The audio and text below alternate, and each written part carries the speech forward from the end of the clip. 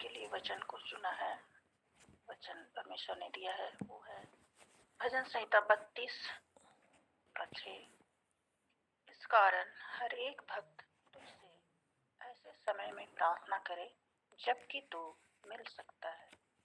निश्चय जब जल की बड़ी बाढ़ आए तो भी उस भक्त के पास ना पहुंचेगी। मैंने इस वचन का अवलोकन किया, परमेश्वर से प्रार्थना की इस वचन को समझने के लिए, और परमेश्वर ने मुझे समझ दी कि प्रार्थना हमें कब करना चाहिए।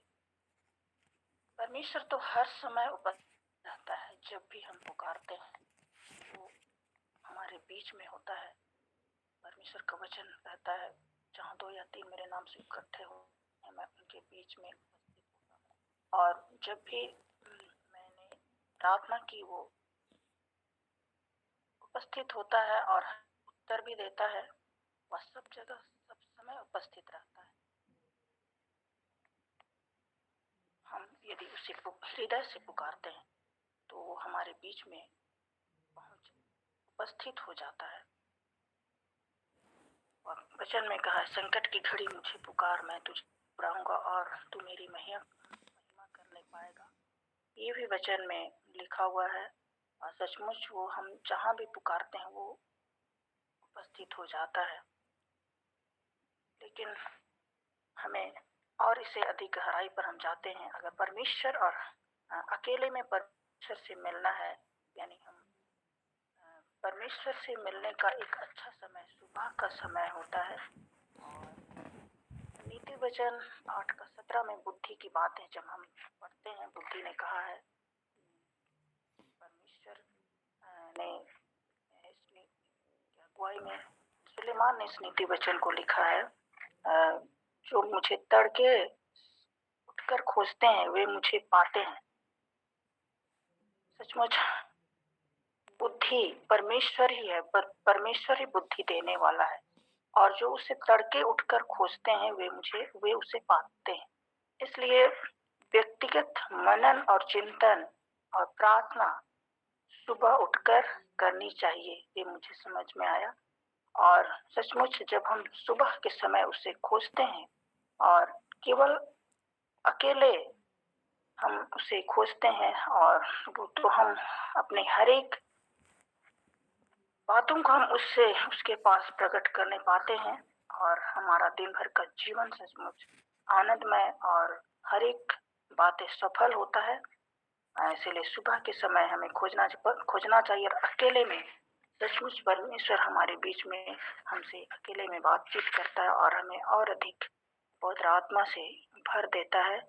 प्रभु यीशु मसीह ने भी इस जगत में जब आया था तो वो भी परमेश्वर से प्रार्थना की। उसकी वो अपने चेलों से अलग होकर वो प्रार्थना की जब वह दुख की घड़ी में था। तो निश्चय ही हम परमेश्वर से सुबह के समय में प्रेरणा को पाती हूँ। हालांकि सब समय परमेश्वर उपस्थित रहता है, लेकिन सुबह का वह समय है जब हमारा वातावरण शांत रहता है। निश्चय ही परमेश्वर हमसे बातचीत करता है और मैं इसको अनुप्रयोग करती हूँ और मेरा आलस्यपन दूर हुआ और मैं परमेश्वर से सुबह के समय तैयार हो जाती हूँ। निश्चय प्रभु मुझे जगाता है और मैं सुबह के समय उठ ही जाती हूँ। 4:30 बजे जगा ही देता है और मैं इस आलसपन को दूर किया है परमेश्वर ने। और प्रतिदिन मैं उसे पुकारती हूँ और वह उपस्थित रहता है, मुझसे बातचीत करता है वचन के माध्यम से। प्रार्थना के द्वारा मैं उसके पास आती हूँ। यही मैं अनुप्रयोग कर रही हूँ और सचमुच जो भी मैंने मांगा और वो उत्तर दिया है। मैं प्रार्थना करती हूँ। धन्यवाद देते हैं पिता परमेश्वर, आपने हमें प्रार्थना करने का समय दिया है। ये पिता परमेश्वर, आपने हमें प्रार्थना के लिए प्रेरित किया है और पिता परमेश्वर हमारी आलस्यता को दूर किया है। पिता परमेश्वर, हम धन्यवाद देते हैं। और पिता परमेश्वर, हमारी सहायता कर, हम एक एक की सहायता कर, मेरी सहायता कर, विशेषकर पिता परमेश्वर, जबकि मैं आपके निकट आते हूँ पिता परमेश्वर। मैं सुबह आपको प्रतिदिन खोजने वाली हूँ और पिता परमेश्वर आपके नाम की महिमा कर सकूं। और सचमुच पिता परमेश्वर, आप जब भी हम आपसे प्रार्थना किए हैं, हमारी संकट हमसे दूर हुआ है पिता परमेश्वर। हम आपको धन्यवाद देते हैं पिता परमेश्वर, और हमारी सहायता कर पिता कि हम आगे भी आपके साथ जुड़े रहें और प्रतिदिन आपसे आपको खोजने वाली और प्रार्थना करने वाली हो सकूं। प्रभु यीशु मसीह के नाम से प्रार्थना मांगते हैं, आमीन आमीन। धन्यवाद सिस्टर जी। आगे और नालिनी सिस्टर है, मल्टी सिस्टर है, आप लोग बता सकते हैं कोई भी एक जन।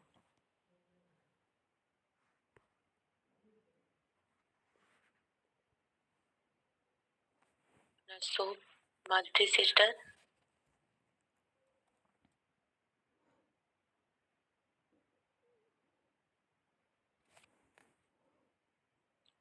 तो फिर तैयार नहीं किए हैं तो वो भी बता सकते हैं, बताएंगे। प्रभु का धन्यवाद हो सभी को। जय मसीह के। कल मैंने तैयार किया, लेकिन पूरा नहीं मैंने तैयार कर पाया है। जितना मैंने तैयार किया है उतना ही बता सकते हैं।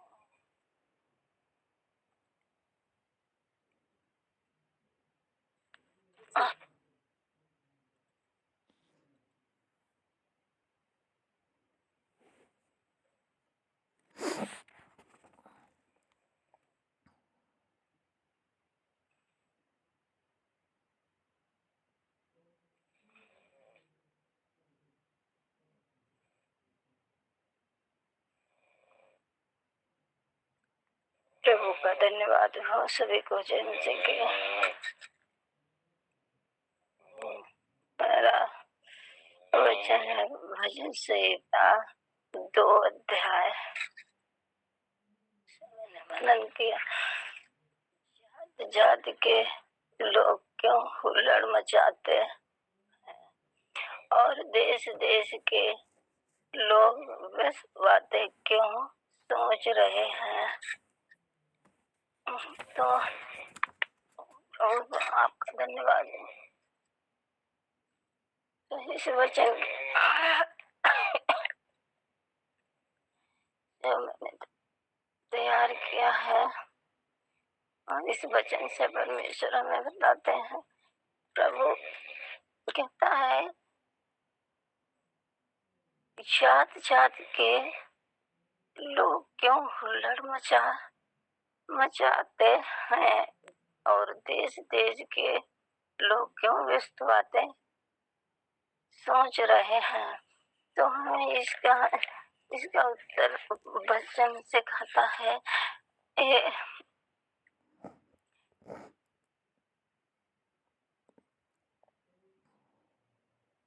इर्मिया 17 का 8 में मैंने वचन पाया।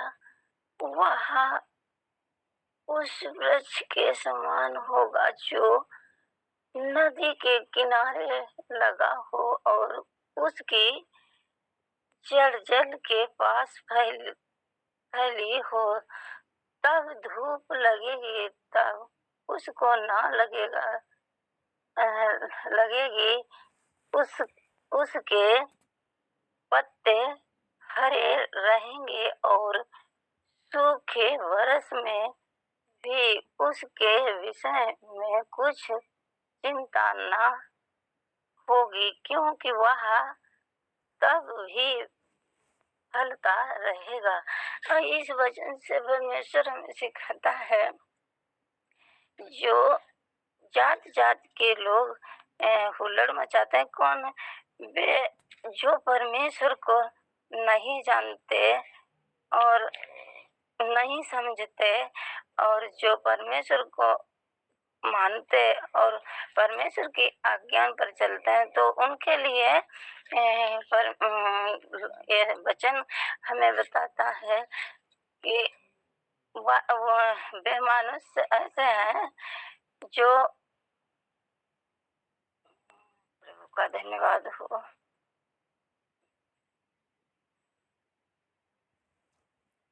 और जो जो वो वे लोग ऐसे हैं जो प्रभु को जानते हैं और मानते हैं, तो हमें वचन यहाँ पर यही वचन बताता कि अपने परमेश्वर से वो जो विश्वास करते हैं, और लेकिन उन पर कितनी भी समस्या आए या मुसीबत आए या संकट आए या भरमाने वाले लोग उन्हें कितना ही भरमाए, तो वो लोग ऐसे ही होते हैं जो हमें यिर्मयाह 17:8 में वचन बताता है कि उनकी जड़ इतनी मजबूत होती है जो वो अपने परमेश्वर में बराबर निरंतर प्रभु की महिमा और वचन आज्ञा का पालन करते हैं। तो वो लोग ऐसे होते हैं कि जैसे हमें ये वचन बताता है कि उनकी जड़ इतनी मजबूत होती है, ना वो कभी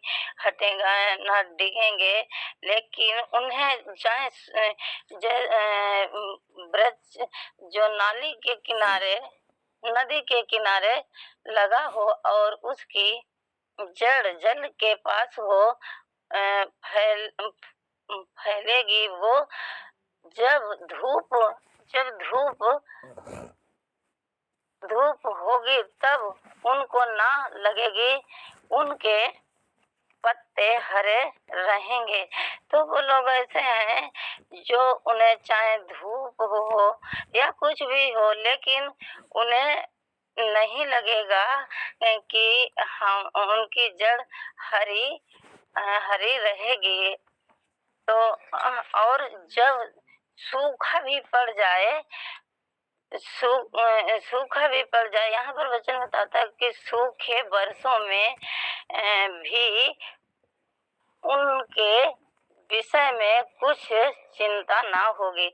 तो वो लोग ऐसे होते हैं, चाहे सूखा भी पड़ जाए या कुछ भी पड़ जाए, लेकिन उनके जो पत्ते हैं और वो सूखे वर्षों में भी हरे भरे रहेंगे।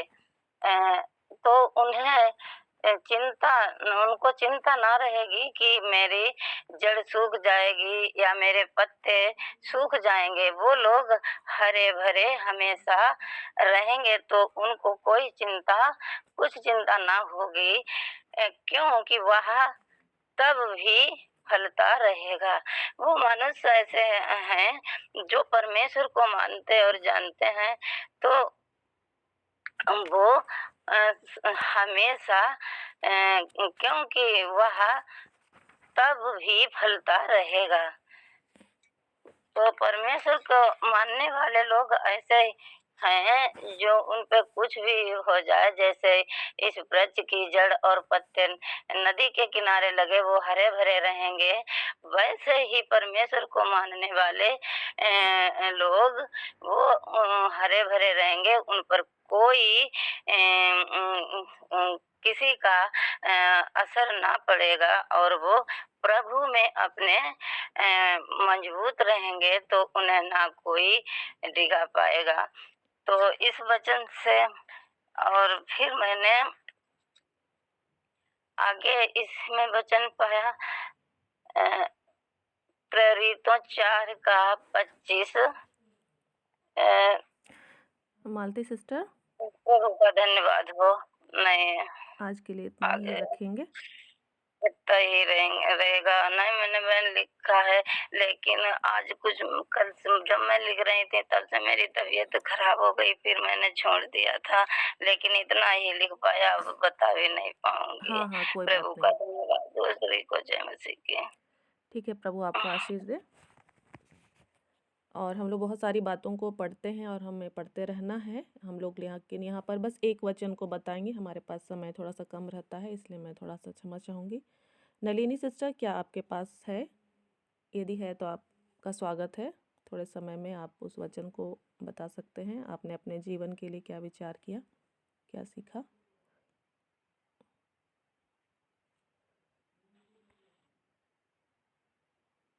नलिनी,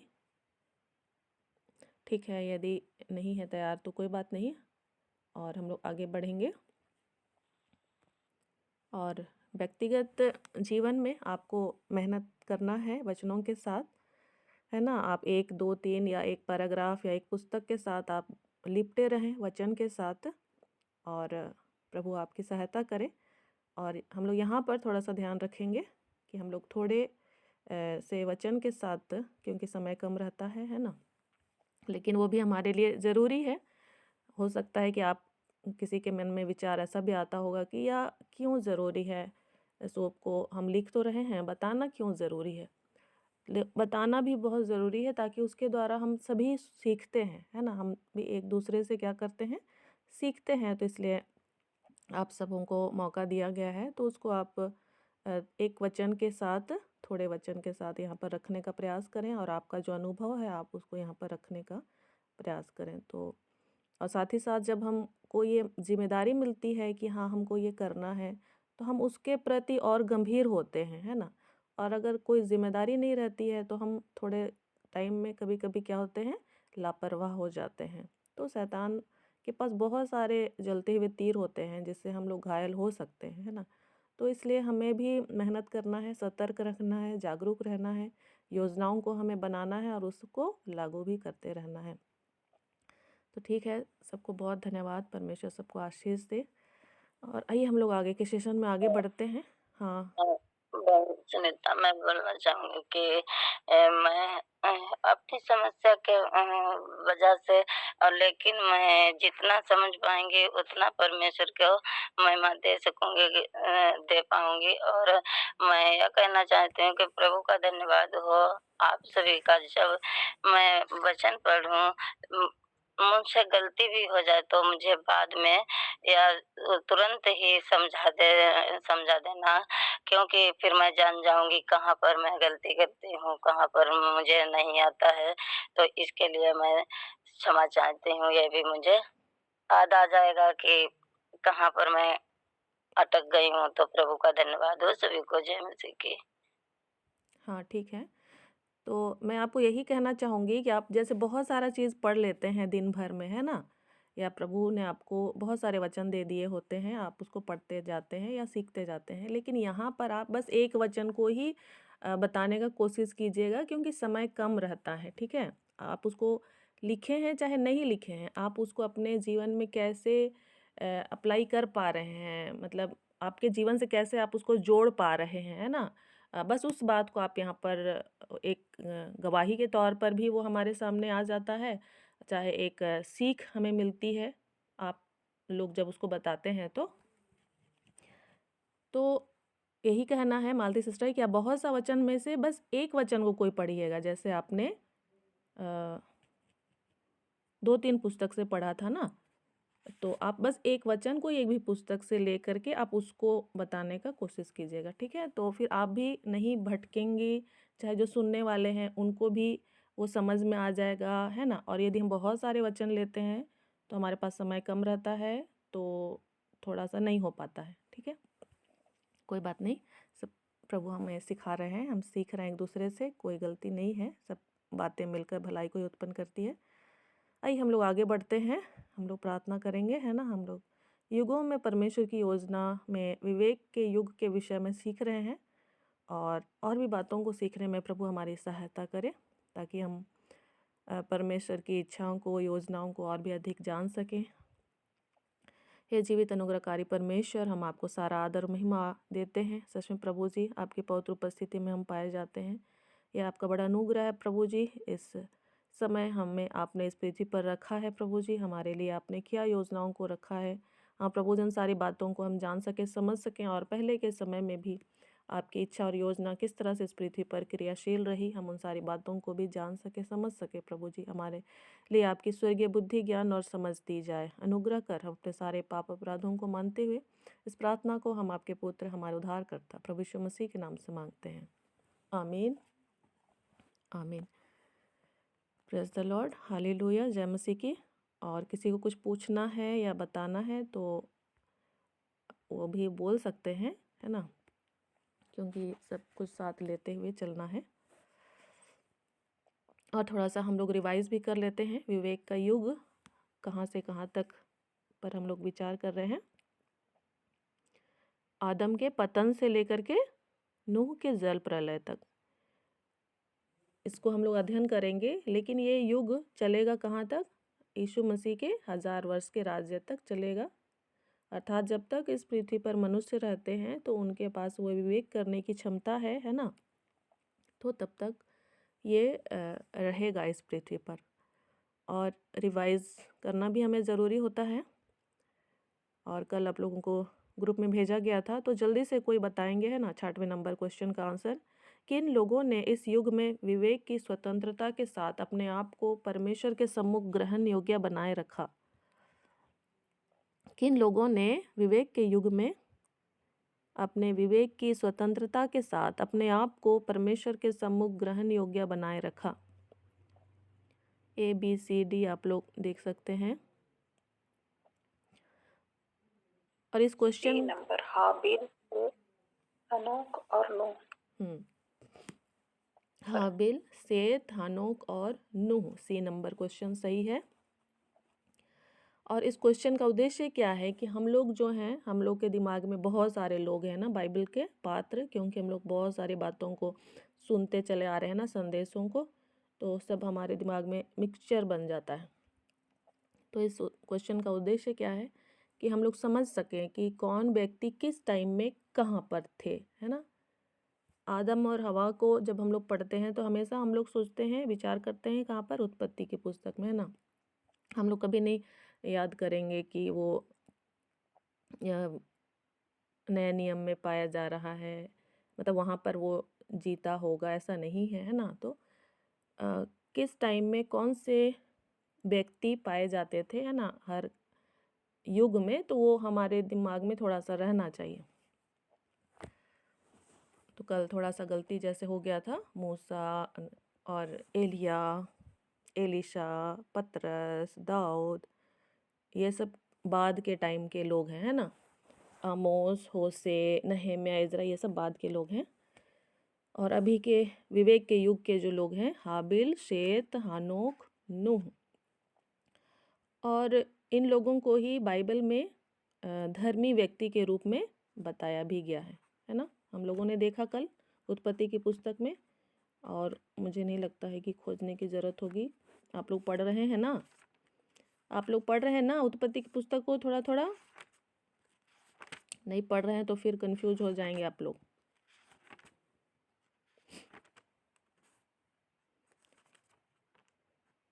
नहीं पढ़ रहे हैं तो फिर से पढ़िए, उसको रीडिंग करना है, ठीक है। अगला सवाल हम लोग जाते हैं 7वें नंबर क्वेश्चन में। आदम हवा ने विवेक की स्वतंत्रता के साथ अपने आप को परमेश्वर के सम्मुख ग्रहण योग्य बनाए रखने के लिए क्या क्या किया? ABCD है। अपने सृष्टिकर्ता के साथ अपने संबंध को बनाए रखा, B परिश्रम किया और धन कमाया, C बच्चों को जीवित परमेश्वर के बारे बताया, D उपयुक्त सभी। आदम और हवा ने क्या क्या किया? क्या वो सारे कार्य किए या कुछ नहीं किया?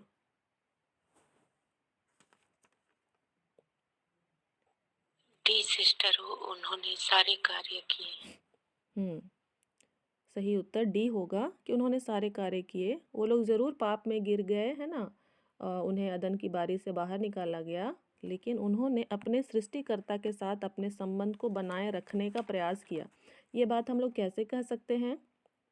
क्योंकि जब हम लोग उत्पत्ति 4 का 1 पढ़ते हैं तो वहाँ पर आदम ने गर्भवती होकर क्या कहा? मैंने यहोवा की सहायता से एक पुरुष को पाया है। तो उसने यहोवा को ही इसका क्रेडिट दिया है ना। तो ये इस बात को दर्शाता है कि उसने परमेश्वर के साथ, अपने सृष्टिकर्ता के साथ अपने संबंध को बनाए रखने का प्रयास किया।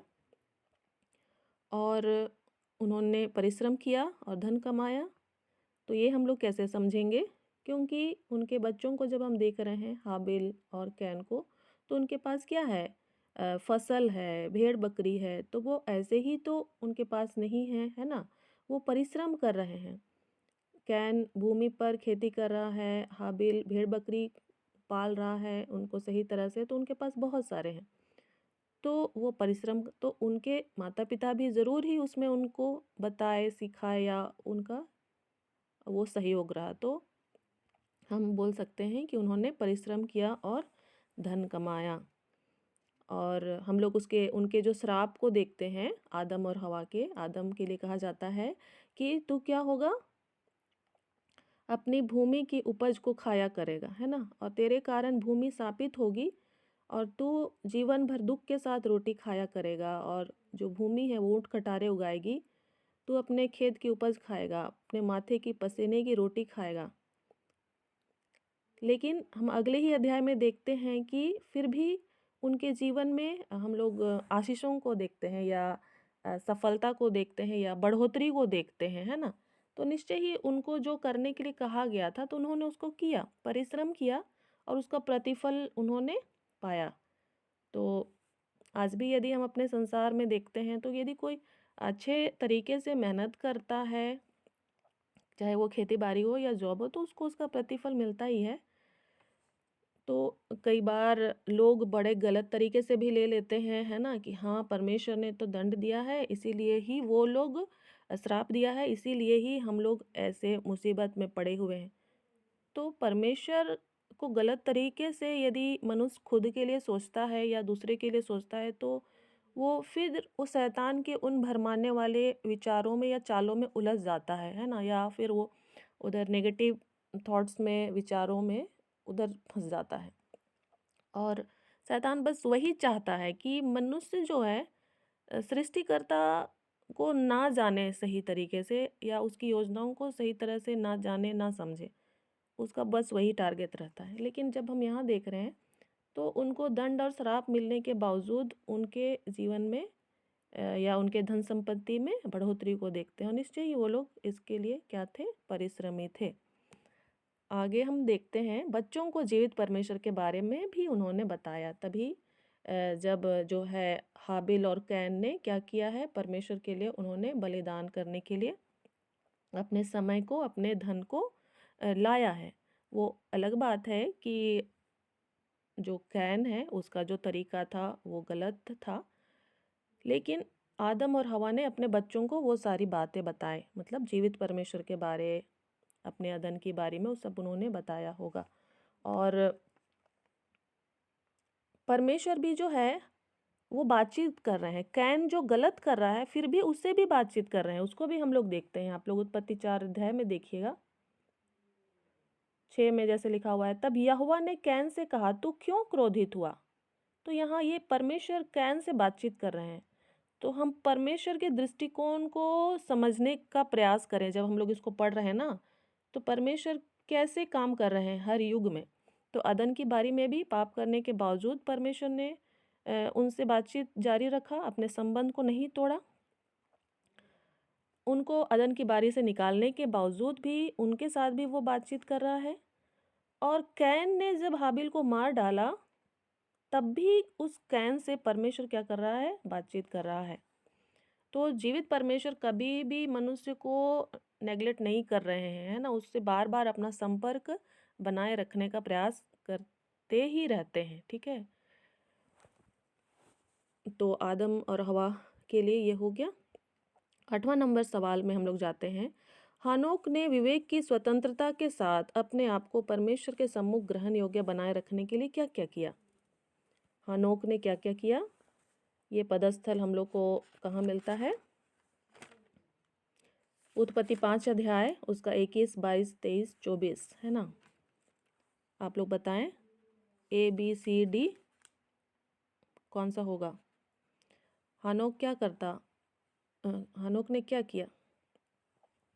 सी होगा, परमेश्वर चलता परमेश्वर के हाँ, सही उत्तर, परमेश्वर के साथ साथ चलता रहा। और आप लोग बहुत सारे संदेश सुने होंगे कि परमेश्वर के साथ साथ कैसे चलना है, परमेश्वर के साथ हानोक कैसे चलता था। तो आप लोग बहुत सारा ये संदेश सुन सकते हैं या पढ़ सकते हैं, है ना, बहुत सारे लोगों ने बताया है। आप खुद भी विचार कर सकते हैं, प्रभु से आप प्रार्थना के साथ मांग सकते हैं कि प्रभु मुझे बताइए इसको और भी अधिक डिटेल से, है ना। आगे हम लोग 9 नंबर क्वेश्चन में जाते हैं। नूह ने विवेक की स्वतंत्रता के साथ अपने आप को परमेश्वर के सम्मुख ग्रहण योग्य बनाए रखने के लिए क्या किया। ABCD अपने परिवार को बचाया, परिश्रम किया, महान आदेश, महान आज्ञा को पूरा किया, उपयुक्त सभी? उपयुक्त सभी होगा। ठीक है, उपयुक्त सभी। और हम लोग कई बार सोचते हैं, जैसे यहाँ महान आदेश और महान आज्ञा को भी लिख दिया गया है, जिसको कि केवल हम लोग मत्ती रचित सुसमाचार में देखते हैं या नए नियम में पढ़ते हैं। तो उसको हम लोग उत्पत्ति में भी समझना का प्रयास करेंगे कि उस समय उसके लिए वही महान आदेश था, है ना। जहाज को बनाना, प्रचार करना, उसने लोगों को वहाँ पर प्रचार किया, बताया जहाज को बनाते बनाते कि परमेश्वर क्या कर देना चाहता है, नाश कर देना चाहता है। आप लोग पढ़िएगा इसको उत्पत्ति 6 अध्याय में, ठीक है। उस समय मनुष्यों की स्थिति काफ़ी बिगड़ चुकी थी, है ना। मनुष्य के मन में जो कुछ भी उत्पन्न होता था निरंतर बुरा ही होता था, जो कुछ भी एक्टिविटी था वो ही बुरा होता था। लेकिन उस समय उन्हें वो महान आदेश मिला और महान आज्ञा भी मिला। और महान आज्ञा कहाँ पर हम लोग पाते हैं? मत्ती 22 में। परमेश्वर से अपने सारे मन, प्राण और शक्ति से प्रेम करना, साथ ही अपने पड़ोसी से अपने समान प्रेम करना। तो उसी बात को हम वहाँ पर भी देखते हैं, नूह के जीवन में भी वो परमेश्वर के प्रति भी नूह को अपना प्रेम प्रकट करते हुए हम देखते हैं। मतलब परमेश्वर ने उसको जो कहा तो नूह ने उसको किया। और अपने पड़ोसियों के प्रति भी, तो अपने परिवार के लोगों को भी उसने तैयार किया कि वो भी जहाज़ में चले जाएं। साथ ही साथ जो परिवार से बाहर के लोग हैं तो उनको भी उसने परमेश्वर के योजना के बारे बताया। लेकिन भी बाकी लोग नहीं माने, वो अलग बात है, लेकिन नूह ने अपने काम को किया, है ना। तो सी को हम लोग वो भी किया उसने, और परिश्रम किया। जहाज को बनाने में मेहनत लगता है।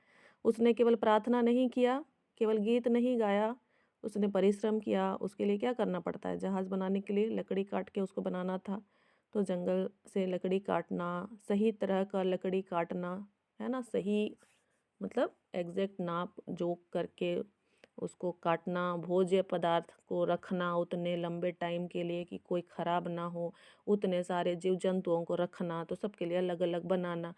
तो बहुत समय, बहुत परिश्रम लगता है। जो लोग गाय बैल पशु पक्षी पालते हैं, आप लोग जान सकते होंगे।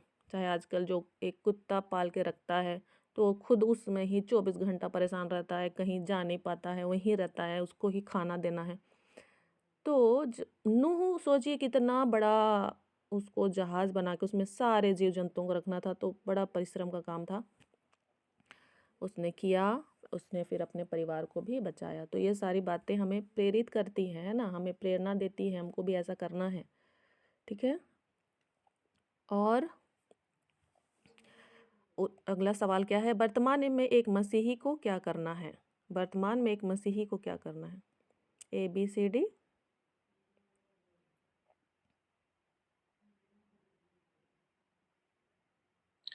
सी आएगा, महान आदेश और महान आज्ञा को पूरा करना।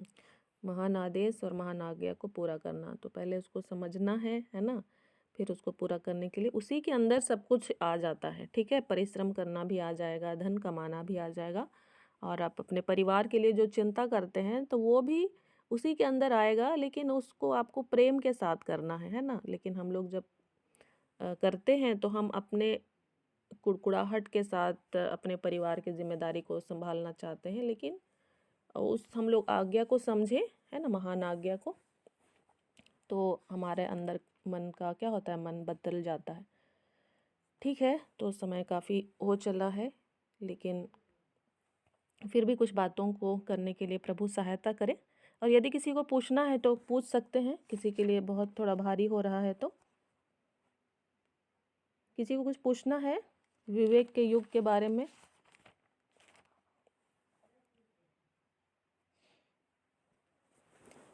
ठीक है, यदि नहीं है तो हम लोग यहाँ पर एक और बात पर विचार करते हैं। परमेश्वर के बात पर तो हमने विचार किया कि वो मनुष्य के साथ हमेशा अपने संपर्क को बनाए रखना चाहता है ना। कई बार हमें लगता है कि हाँ, मनुष्य पापी हो गया या पाप करता है तो परमेश्वर उसके साथ अपने संबंध को नहीं बनाते होंगे, या फिर जो कुछ भी ऐसा थोड़ा सा विचार आता है ना। चाहे कोई शराबी ही है तो हमको लगता है कि नहीं, वो तो शराब पी रहा है तो परमेश्वर के जीवन में नहीं आ सकते हैं या नहीं आते होंगे या जो कुछ भी थोड़ा सा वैसा विचार आता है। और जैसे कि उड़ाव पुत्र वाला दृष्टांत है, तो उसका जो बड़ा भाई है, तो जब उड़ाव पुत्र वापस आया घर में तो भी जो उसका बड़ा भाई है वो कुड़कुड़ाता है, क्रोधित होता है और कहता है कि ये तो सब धन संपत्ति उड़ा दिया, कुकर्म किया है और देखो ये वापस आ गया है। तो उसके मन में अजीब टाइप का विचार था, है ना। वो अ, अपने पिता के उस प्रेम को उस उड़ाव पुत्र के प्रति बना हुआ है या वो हमेशा के लिए ही रहेगा, उसको वो नहीं पहचान पा रहा था। तो कई बार हम लोग भी जब संसार में लोग रहते हैं या हमारे परिवार के ही कोई ऐसे रहते हैं जो हमारे विपरीत सोचते हैं या बहुत गलत रिएक्ट करते हैं, क्रोधित होते हैं, है ना, या जो कुछ भी, तो उनके प्रति हमारे मन में ऐसा विचार आ जाता है कि नहीं ये आदमी ऐसा ही है। और परमेश्वर भी के तरफ से भी हम वैसा ही विचार उस भाई या बहन के लिए क्या कर लेते हैं, रख लेते हैं। लेकिन जब हम बाइबल पढ़ रहे हैं तो हम देख रहे हैं कि परमेश्वर जो है मनुष्य को पापी होने के बावजूद भी उसके साथ क्या कर रहा है, बातचीत कर रहा है। ठीक है, तो ये परमेश्वर का अद्भुत प्रेम है और हमको उसको ही समझना है, तब हमारे अंदर भी वो प्रेम करने की जो क्षमता है वो बेहतर होती चली जाती है। और जब हम खुद ही इस बात को समझते हैं कि हम कितने पापी थे और हम क्षमा किए जा चुके हैं, जब हम इसको अनुभव करते जाते हैं, इसकी गहराई में उतरते हैं, तब ही जाकर हम भी जो अपने शत्रु है या अपने परिवार के जो लोग हैं उनके साथ हम उस प्रेम को महसूस कर पाते हैं या बनाए रख पाते हैं। ठीक है, तो ये तो परमेश्वर का दृष्टिकोण हम विचार कर रहे हैं।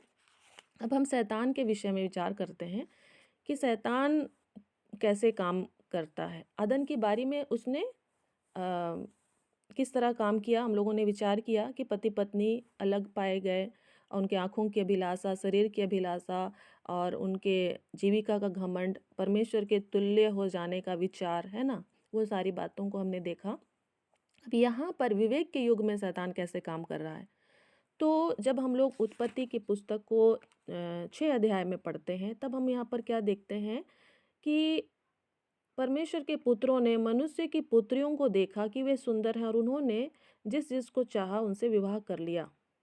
और फिर 4 में पढ़ते हैं, उन दिनों में पृथ्वी पर दानव रहते थे और उसके पश्चात जब परमेश्वर के पुत्र मनुष्यों की पुत्रियों के पास गए तब उनके द्वारा जो पुत्र उत्पन्न हुए वे सूरवीर होते थे जिनकी कीर्ति प्राचीन काल से प्रचलित है। तो ये शैतान का तीर जो है मनुष्यों के जीवन में क्या करता है, काम करता है। और उसका पर्पस क्या है, जो इस मनुष्य है तो उसका जो संरचना है उसमें क्या करे, उसको बिगाड़ डाले। ठीक है, या फिर स्पष्ट शब्दों में मैं ये कहूँगी कि परमेश्वर ने जो प्रतिज्ञा दिया था उत्पत्ति 3:15 में कि मैं तेरे और इस स्त्री के बीच में और तेरे वंश और इसके वंश के बीच में बैर उत्पन्न करूँगा, वह तेरे सिर को कुचलेगा और तू उसकी एड़ी को डसेगा। तो जो स्त्री का वंश है जिसे परमेश्वर ने निर्धारित कर दिया था आने वाले समय के छुटकारे के लिए, तो उसको बिगाड़ने के लिए शैतान की योजना को हम अब देखते हैं विवेक के युग में, है ना। विवेक जो है, जो मिला है उसको तो वो बिगाड़ चुका ही, और मनुष्य के अंदर जो है बुराई करने की क्षमता बढ़ गई, वो भलाई कम कर रहा था और बुराई ज़्यादा कर रहा था। और कम लोग ही हैं जो वहाँ पर धर्मी गिने जा रहे थे, है ना। तो अधिकांश व्यक्ति या मनुष्य जो उस समय रहते थे वो अधिकांशतः बुराई की ओर ही उधर चले जा रहे थे, है ना, वो तो था ही। ये जो दूसरा वो काम कर रहा था शैतान, वो था स्त्री के वंश को बिगाड़ देना। जो जनरेशन आने थे या जो पैदा होने थे, तो वो उसमें क्या करना था शैतान को, उसको दूषित करना था, है ना, उसको बिगाड़ना था कि कहीं उसके वंश से उसको मतलब उसको ख़त्म करने वाला कोई उत्पन्न ना हो जाए। ठीक है, तो और सबसे पहले जो हाबिल एक धर्मी के रूप में हम देखते हैं, तो हाबिल को ही क्या कर दिया गया, मार डाला गया। तो वहाँ पर भी हम देखते हैं कि शैतान क्या हो गया, सफल हो गया। एक अच्छे धर्मी व्यक्ति की क्या हो गई, मृत्यु हो गई। और उसके वंशज जो होते तो वो क्या हो सकते थे, जो हम देखते हैं आगे जो जनरेशन जाता है तो यीशु मसीह तक पहुंचता है ना। लेकिन उसको वहीं पर क्या कर दिया गया, ख़त्म कर दिया गया। तो फिर उसी तरह से और जब हम नूह के समय पढ़ रहे हैं तो क्या हो रहा है, जो अशुद्ध स्वर्गदूत हैं, है ना, अशुद्ध, इसको हम लोग बाद में पढ़ेंगे कि परमेश्वर के पुत्र क्यों लिखा हुआ है, वहाँ पर अशुद्ध स्वर्गदूत आप लोग समझ लीजिए अभी के लिए, है ना। और मनुष्य की पुत्रियों के साथ, है ना, क्योंकि स्त्री के वंश को परमेश्वर ने आशीष दिया था, उसको शैतान क्या करना था, बिगाड़ना था, और वो उसी में ही लगा हुआ था। और दानव भी उत्पन्न हो रहे थे, और बहुत सारे, अभी तो उतना टाइम नहीं है इसलिए मैं नहीं वचन नहीं निकाल पाऊंगी। तो कई एक ऐसे भी हैं थे जो अजीब तरह से उनका स्ट्रक्चर था, है ना। अभी हम लोग जैसे देखते हैं, हम लोग साधारण हाथ पैर सिर है ना, लेकिन ऐसे भी थे जो आधे मनुष्य थे और आधे पशु थे, है ना। तो उस तरह से उसका पर्पस क्या था शैतान की ओर से, कि स्त्री का जो वंश है, चाहे जो मनुष्य है उसका जो वंश है, उसको क्या करे, बिगाड़ दे, या सिंपल शब्दों में हम लोग कहेंगे जिसको अगर समझ में आता है, तो उसका जो डीएनए है तो उसको खराब कर दिया जाए, ठीक है। तो ये शैतान की योजना थी और वो उसमें लगा हुआ था। तो निश्चय ही परमेश्वर अपनी योजनाओं को पूरा करना है, और परमेश्वर ने नूह के द्वारा जो है अपनी योजनाओं को बनाए रखा, और उसने बाकी लोगों को क्या कर दिया, नाश कर दिया। जल प्रलय के द्वारा सभी मनुष्य चाहे पशु उनको नाश कर दिया गया, लेकिन नूह को बचा लिया गया। तो यहाँ पर हम लोग देख रहे हैं कि परमेश्वर किस तरह से काम कर रहा है, और कैसे परमेश्वर अपनी योजना को पूरा भी करता चला जा रहा है ना। मनुष्य जितना भी उससे दूर भागे, या फिर शैतान जितना भी चालाकी करे, लेकिन जो परमेश्वर है, जिस उद्देश्य से उसने इस पृथ्वी को बनाया है, स्वर्ग को बनाया है, मनुष्य को बनाया है, उस उद्देश्य को पूरा करने की वो क्षमता को रखता है, और उसको करता ही चला जाता है, ठीक है। और साथ ही साथ जो मनुष्य हैं वो भी कहीं ना कहीं उसके जो स्वरूप और समानता में बने गए हैं, तो वो भी अधिकांश तो खराब हो रहे हैं, कोई बात नहीं, लेकिन जो थोड़े हैं जो कि परमेश्वर के प्रति क्या है, विश्वास योग्य बने हुए हैं। और हम निष्पाप युग में देख रहे हैं कि वहाँ कितने लोग थे, 2 लोग थे, है ना। यदि हम विवेक युग की बात करें तो विवेक युग में कितने लोग हमें दिखाई पड़ रहे हैं, शेत है, हाबिल है, नूह है, और नूह के और परिवार में कितने लोग थे, कितने बेटे थे नूह के, नूह के कितने बेटे थे,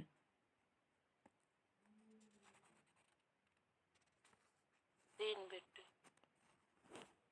3 बेटे, 3 बेटे और 3 बहू, टोटल कितने हो जा रहे हैं, काउंट करना है सबको, मेरा भी गणित थोड़ा सा गड़बड़ है। 8 8। 8 और जो शेत है, हाबिल है, उनके साथ मिला के कितने हो रहे हैं लोग,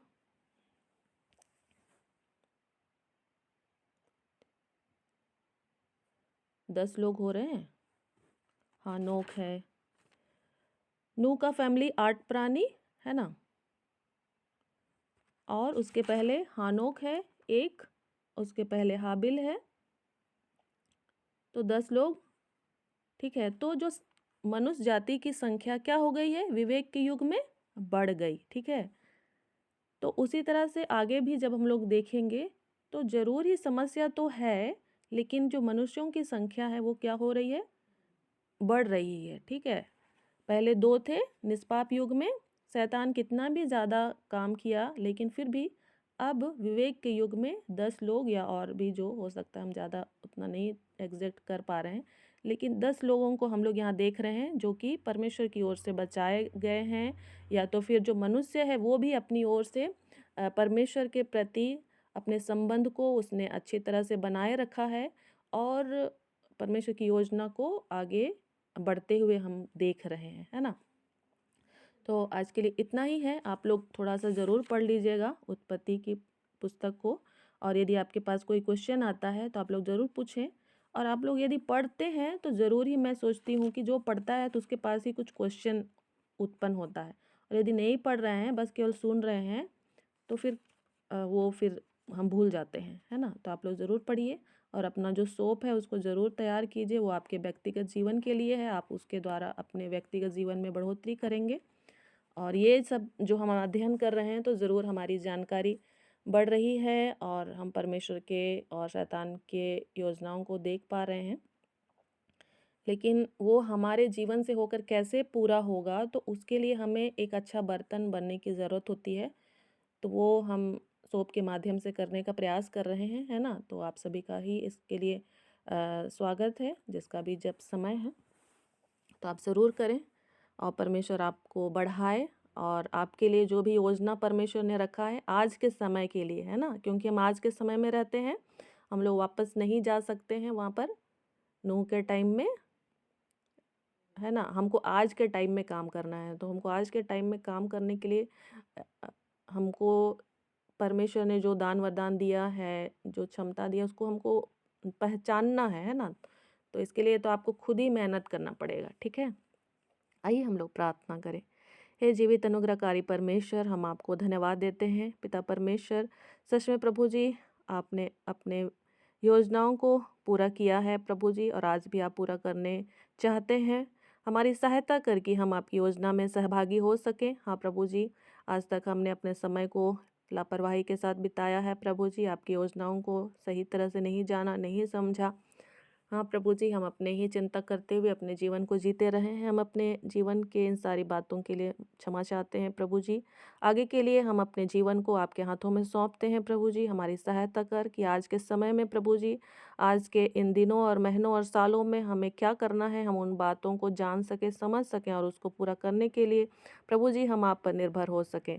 हाँ प्रभु जी, एक एक भाई बहन जब मेहनत करते हैं अपने अपने व्यक्तिगत समय में प्रभु जी, तो आप उनसे बातचीत करें। हाँ प्रभु जी, आपकी आत्मा की उपस्थिति उनके जीवन में होने पाए, और जो भी अपने जीवन को प्रभु जी बेडौल और सुनसान पाते हैं प्रभु जी, आपका आत्मा उनके जीवन में कार्य करे, आपका वचन उनके जीवन में काम करे प्रभु जी। जैसे आपने कहा उजाला हो और उजाला हो गया।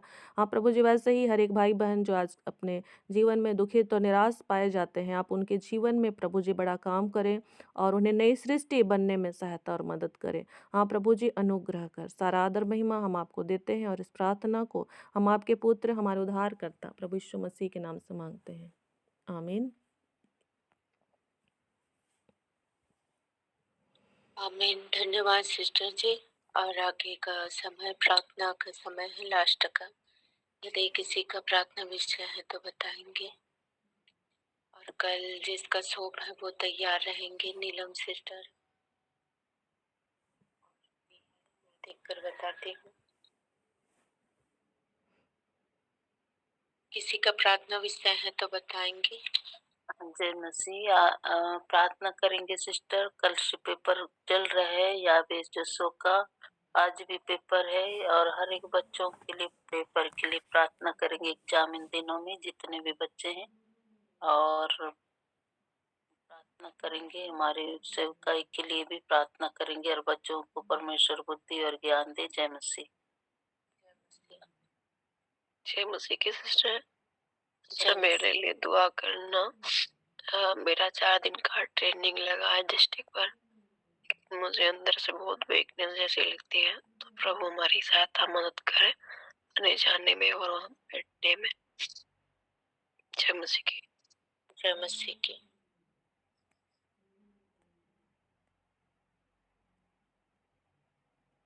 जय मसीह की सिस्टर। जय मसीह की। मेरे लिए प्रार्थना करना। मेरे हाथों में दर्द हो रहा है, कंधों में, दोनों हाथों में पता नहीं कैसे दुख रहे हैं ये बहुत तेजों से। और मेरे परिवार के लिए तो प्रार्थना करना। मेरी मम्मी मायके में रहती हैं, पापा नशेबाज की आदत है, नशेबाज करते हैं, तो लड़ाई झगड़े होते रहते हैं। ये प्रार्थना करना का मेरा परिवार पूरा एक होने पाए। जय मसीह की। जय मसीह के। नाम बताएंगे सिस्टर अपना? मेरा नाम अंतरा है।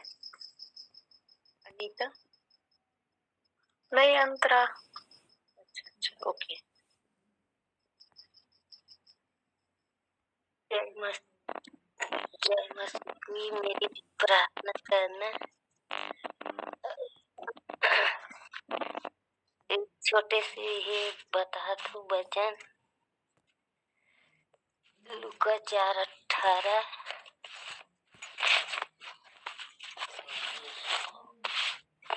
लूका 4:18 प्रभु यीशु का पवित्र आत्मा मेरे अंदर है। प्रभु यीशु ने मेरे को आशीष किया है, अभिषेक किया है। प्रभु यीशु ने मेरे को अपने प्रेम से भर दिया है। प्रभु यीशु ने मेरे को सारे दुष्ट की शक्तियों से, 8वां बंधनों से मुझे मुक्त कर दिया है। और दो पहला 16:17 मेरा शरीर परमेश्वर का मंदिर है। यीशु मसीह का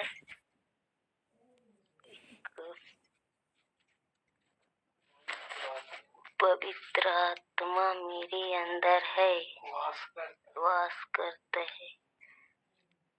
यीशु मेरे को हर बीमारी, हर शराब से मुझे मुक्त कर दिया है।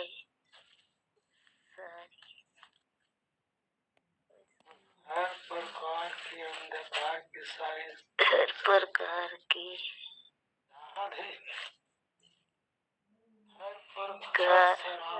हर प्रकार के अधिकार की सारी शक्तियों से, कार के सारे कार्यों से मुझे मुक्त कर दिया है।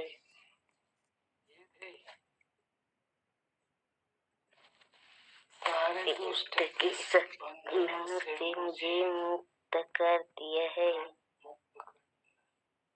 आमीन। अब मेरे लिए प्रार्थना करना। पढ़ने में, बाइबल पढ़ने में या सीखने में या सुनने में मेरी सहायता मदद करी। सबको जय मसीह। जय मसीह। जय मसीह सिस्टर, मेरा एक गवाही है जी। मैं जमीन का बाउंड्री करा रही हूँ। उसमें मेरे पड़ोसी वालों से कुछ टेंशन था, पर उसमें हम लोग सोच रहे थे उनका मेरे तरफ पत्थर है, उसके लिए हम लोग टेंशन ले रहे थे उस पत्थर को कैसे हटाएंगे। पर उन लोग कल अद्भुत रीति से आए, हम लोग से मिले और बोले हम लोग का पत्थर को भी आप लोग बाउंड्री में यूज कर लीजिए। बोले तो अच्छा लगा। परमेश्वर को बहुत बहुत धन्यवाद, धन्यवाद, धन्यवाद। यही गवाही था। जी सिस्टर, बहुत ही धन्यवाद। मैं प्रभु का धन्यवाद करती हूँ। सभी को जय मसीह की। पहले तो मेरी गवाही कि जो मेरा बड़ा वाला आनंद जो है, और मैं नहीं जानती थी कि इतना स्कूल में पढ़ने में ये तेज निकलेगा, लेकिन प्रभु का धन्यवाद करती हूँ। मैं अपने पास रखती हूँ उसे, तो शाम को सुबह को उसे प्रार्थना बताती हूँ, तो बाद में वो पीछे पीछे बिल्कुल सही से प्रार्थना दोहराता और पढ़ता रहता, मेरे साथ में कहता रहता है। और कल परसों लखनऊ से फोन आया रात में, मेरे बड़े वाले बेटे के पास आया, रामू के। तो उन्होंने कहा कि आनंद कुशवाहा जो है बच्चा, वो सब बच्चों में एक बच्चा है। तो मैं नहीं समझती थी कि इसका क्या मतलब होता है, फिर मैंने पूछा तब कहने लगा कि मम्मी आनंद सब बच्चन से फर्स्ट आया। तो मैं प्रभु का धन्यवाद करती हूँ कि इतने अभी पहले समय में उसका एडमिशन किया, लेकिन प्रभु का मैं लाख लाख बार धन्यवाद करती हूँ। परमेश्वर हमेशा अपने बच्चों के साथ रहते हैं, तो परमेश्वर सब कुछ जानते और समझते, लेकिन परमेश्वर ने आनंद को संभाला और वो सबसे अच्छा आया। तो मैं प्रभु का धन्यवाद करती हूँ। और मेरी आज का प्रार्थना विषय है कि जो मेरे बेटे ने हरदोई में प्लाट ली और उसको बनाने के लिए आज सोच रहे हैं, तो प्रार्थना करना कि वहाँ पर अच्छे से नींव भरने पाए, कोई बाधा ना लगे। प्रभु का धन्यवाद करते हैं। सभी को जय मसीह की। जय मसीह की।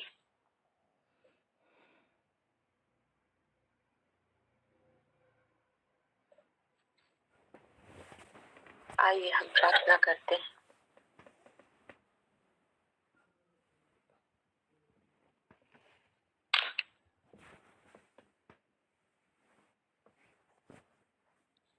हालेलुया। धन्यवाद धन्यवाद सर्वशक्तिमान पिता परमेश्वर, सर्वज्ञानी सर्वव्यापी।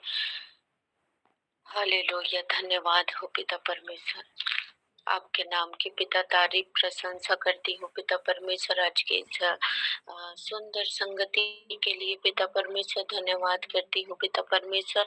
वचनों के द्वारा पिता परमेश्वर सिखाने के लिए प्रभु से मैं धन्यवाद करती हूँ पिता परमेश्वर। और धन्यवाद करती हूँ पिता परमेश्वर की पिता आपकी हुजूरी में रहकर पिता परमेश्वर हम सीखने पाए, सुनने पाए, बैठने पाए मेरे परमेश्वर पिता। और प्यारे प्रभु जी, इस समय पिता परमेश्वर विशेषकर हम प्रार्थना करते हैं स्वामी उर्मिला सिस्टर के लिए पिता परमेश्वर, अजय भैया के लिए पिता, और अजय भैया के लिए पिता परमेश्वर आपने उनके सारे पिता परमेश्वर रोग को पिता, दर्द को पिता, कमजोरी को पिता परमेश्वर और बीमारी को पिता परमेश्वर आपने उठा ली है मेरे परमेश्वर पिता। और हम विश्वास करते हैं पिता परमेश्वर की आपके लहू में पिता परमेश्वर वो चंगाई की शक्ति है मेरे परमेश्वर पिता। और आपके नाम से पिता परमेश्वर, यीशु मसीह के नाम से पिता परमेश्वर अजय भाई भैया के शरीर में पिता परमेश्वर आपकी चंगाई के सामर्थ्य की घोषणा करते हैं स्वामी। उनका जो भी समस्या है, जो भी जिस भी परिस्थिति में वो अभी पाए जाते हैं राजा परमेश्वर पिता, आपकी ओर हम देखते हैं पिता परमेश्वर, आपको पुकारते हैं पिता परमेश्वर। आपका वचन कहता है स्वामी कि विश्वास करने वाले के लिए सब कुछ हो सकता है। और इसी विश्वास में चलने के लिए पिता परमेश्वर उर्मिला सिस्टर को पिता परमेश्वर, उस परिवार के पिता परमेश्वर आप सहायता करें पिता, आप मदद करें मेरे स्वामी। हालेलुया। और भी हम प्रार्थना करते हैं राजा दसमती सिस्टर के लिए, उनके स्वास्थ्य के लिए मेरे परमेश्वर पिता। आपने उन्हें सुरक्षित रखा है, आगे भी पिता परमेश्वर आप उन्हें सुरक्षित रखे पिता परमेश्वर। आपके लहू से ढके हुए हैं प्यारे प्रभु जी, हम धन्यवाद करते हैं। और प्यारे प्रभु जी यावेश और जोशुआ के लिए प्रार्थना करते हैं प्यारे प्रभु जी, जो एग्जाम का समय है मेरे परमेश्वर पिता, सहायता करे, मदद करे मेरे परमेश्वर पिता।